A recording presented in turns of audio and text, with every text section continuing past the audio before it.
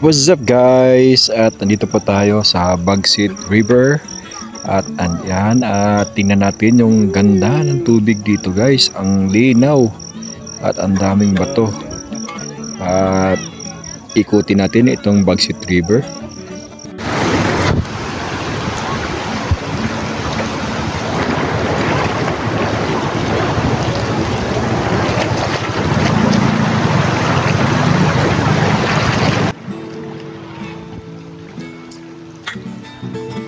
At sobrang pampatanggal ng stress sa isip, sa puso.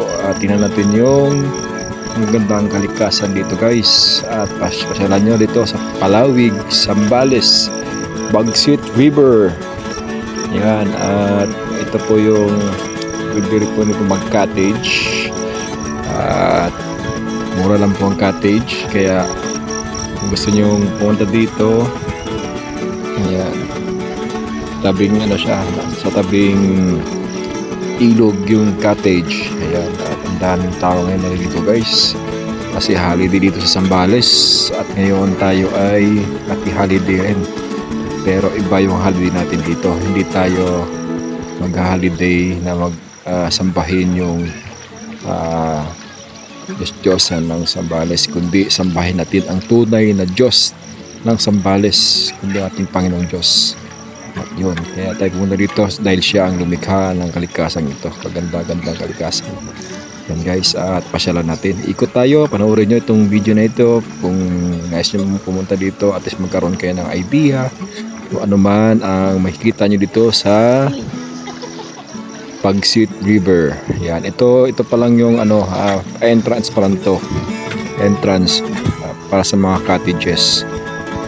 Pero ang ating para makita nyo guys, ang ganda dito ng ilog. Yan, pupunta na ako dito guys sa ilog. Kita nyo guys, crystal clear rin guys yung ilog. Oh, diba? What you see is what you see. Yan. At dito pa tayo. May naliligo guys. Mga bata guys. At yan. Tatampisaw rin tayo dyan guys. Puntahan natin yung tubig para makita nyo kung gaano kalinaw guys ang tubig guys.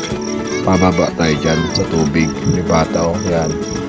Pinausap ko yung bata na yan Malamig ba? Hindi naman daw malamig. Kaya, ayan. Ngayon nakasamahan ko sa kabila guys, kasi hindi na kami nag-cottage. Kasi saglitan na binisita lang namin, sisilipin namin. Yung pala same ang entrance po guys dito. Diyan na yung park sa environment.